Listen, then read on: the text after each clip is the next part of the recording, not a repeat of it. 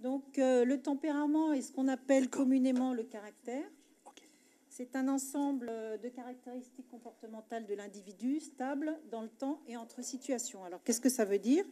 Stable dans le temps, cela veut dire qu'un cheval peureux, à l'arrivée soudaine d'un chien, par exemple, va exprimer le même genre de réaction plusieurs mois ou plusieurs années après, lorsque le même événement se reproduira. Stable entre situations, cela veut dire qu'un cheval peureux, à l'arrivée soudaine du chien, présentera aussi une réaction de peur à une situation proche, comme celle d'un drapeau qui bouge fortement. Les facteurs qui peuvent influencer le tempérament sont la génétique, donc du coup, la race, le père, la mère, le sexe et l'âge, très certainement, et tout le vécu de l'animal, en particulier les conditions d'élevage, les apprentissages et tous les contacts avec l'homme, les activités, les conditions de vie à l'âge adulte. D'autre part, le moment où se passent certains événements peut moduler ce tempérament lors de périodes sensibles. Comment peut-on mesurer le tempérament? Soit par l'observation du cheval en milieu naturel ou lors de circonstances particulières, soit par des questionnaires auprès des propriétaires, soit par des tests que l'on trouve dans la littérature sur le cheval et qui ont concerné l'émotivité, j'appellerais aussi la peur, c'est peut-être une erreur, mais bon, voilà. J'ai pris les deux termes, nervosité, réaction à l'isolement social, réaction aux humains, activité locomotrice. Donc, dans notre laboratoire, Léa Lansade a développé et validé un modèle de mesure de ce tempérament sur les 5, enfin, en isolant précisément ces 5 dimensions, que sont l'activité locomotrice, la sensibilité sensorielle, notamment tactile, la réactivité aux humains, l'émotivité, où on a une partie d'émotivité à la soudaineté et à la nouveauté, et la réactivité à l'isolement social. Ces dimensions peuvent être mesurées dès l'âge de 8 mois et sont stables au moins jusqu'à 3 ans. Elles sont également stables entre situations.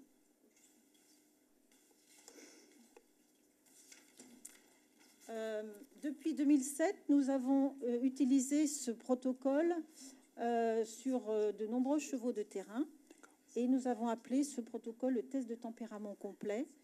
Et vous verrez dans le topo suivant que nous développons quelque chose de plus simple maintenant.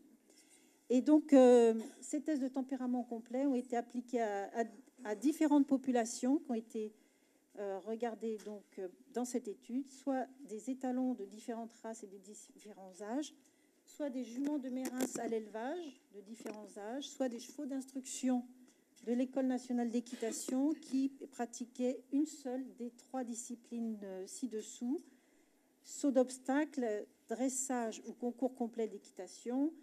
Et c'était principalement des selles français, sauf qu'il y avait quand même des anglos dans la partie concours complet d'équitation.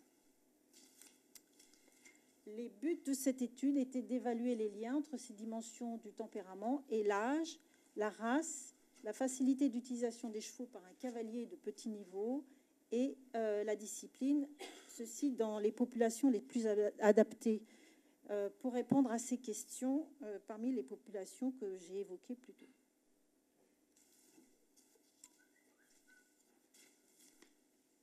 Dans la même, donc voici matériel et méthode, donc le test de tempérament complet qui dure 30 minutes pour les hongres et les juments et 1 heure pour les étalons. Dans la même structure démontable de 3 sur 8 mètres, après une période de 5 minutes d'habituation, les chevaux subissent une série de tests en présence d'un cheval public placé à une extrémité. Donc, très rapidement, il y a un test de réactivité envers un homme passif, envers un objet inconnu, une surface inconnue, un test de soudaineté, une mesure de la sensibilité tactile, une réactivité à l'isolement social puisqu'on enlève le cheval public pendant 1 minute et demie et on mesure l'activité locomotrice pendant presque tous ces tests. Pour les étalons, le protocole est légèrement différent. Un temps supplémentaire de 25 minutes d'habituation est accordé en début de test, d'où l'heure de test, L'homme passif se présente derrière les barreaux de la porte et non devant, et l'isolement social est réalisé en dernier. Donc, voici les différentes populations et ce qu'on a mesuré dedans. Donc, pour la population des étalons, nous avons mesuré l'âge en équilibrant les races. Nous avons mesuré l'effet de l'âge, pardon, l'effet de la race en équilibrant les âges et le niveau minimal du cavalier pour monter l'étalon en toute sécurité. Cette information nous a été donnée suite à un questionnaire auprès du propriétaire. Ou de la personne qui montait le cheval. Parmi les juments de Mérins à l'élevage de différents âges, nous avons pu mesurer l'effet âge sur le tempérament et le niveau minimal du cavalier. De la même façon, sur les chevaux d'instruction de l'ENE, nous avons regardé quelle était la relation avec la discipline et de même, nous avons demandé le niveau minimal du cavalier. Il faut préciser que pour les chevaux de l'ENE, un seul cavalier montait le cheval pendant plusieurs mois, mais la réponse concernait donc un cavalier de X niveau, faible ou pas, pouvant gérer ce type de cheval. Quels sont les résultats? Concernant le lien entre tempérament et âge, nous avons observé parmi les étalons que les étalons les plus jeunes ont été plus émotifs à la soudaineté, plus curieux envers l'homme passif et l'objet inconnu et moins grégaires.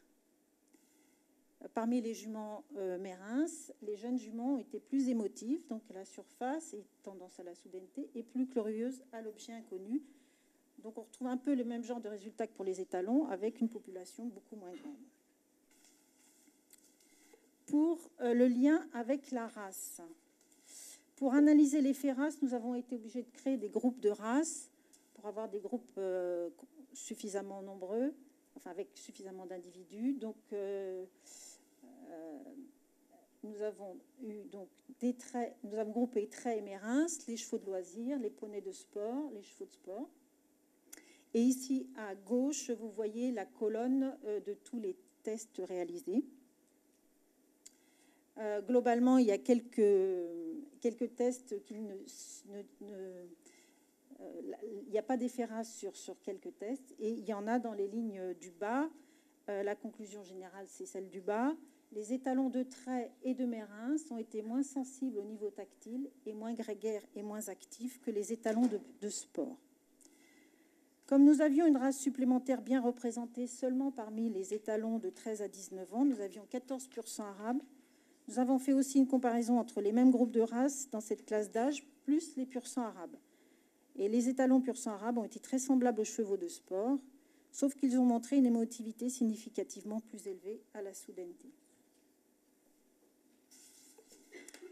Parmi les chevaux d'instruction, les chevaux de saut d'obstacle ont été moins peureux, soudaineté et surface, que les chevaux des deux autres disciplines. Enfin, voici les résultats du lien avec le niveau du cavalier. Donc, cavalier de petit niveau, et vous avez les niveaux comparés à chaque fois sur cette ligne-là. Un galop 1,5 par rapport à un galop 6 minimum, ce n'est pas tout à fait les mêmes niveaux en fonction des populations. Donc, les étalons adaptés aux cavaliers de petit niveau étaient moins émotifs à la surface, moins grégaires, c'est-à-dire qu'ils sont moins trottés à l'isolement social et ont été moins sensibles au niveau tactile. Les juments adaptés aux cavaliers, les juments Mérins, adaptés à des cavaliers de petit niveau ont été moins émotifs et moins grégaires. Et les chevaux d'instruction adaptés aux cavaliers de petit niveau, oui, ont été moins émotifs et moins grégaires et moins actifs. Donc, avec l'âge, on voit une diminution de l'émotivité à la soudaineté à la surface, mais aussi une diminution de l'intérêt pour l'homme et l'objet inconnu. Donc, pour interpréter les résultats de tempérament, il faut comparer les résultats du cheval testé à ceux de chevaux de même classe d'âge. Ça paraît beaucoup plus prudent. Pour ce qui est des différences de tempérament que nous avons trouvées entre groupes de races, ce qui est assez classique, ça valide nos tests. Ça confirme que les étalons arabes sont très émotifs, comme dans d'autres publications.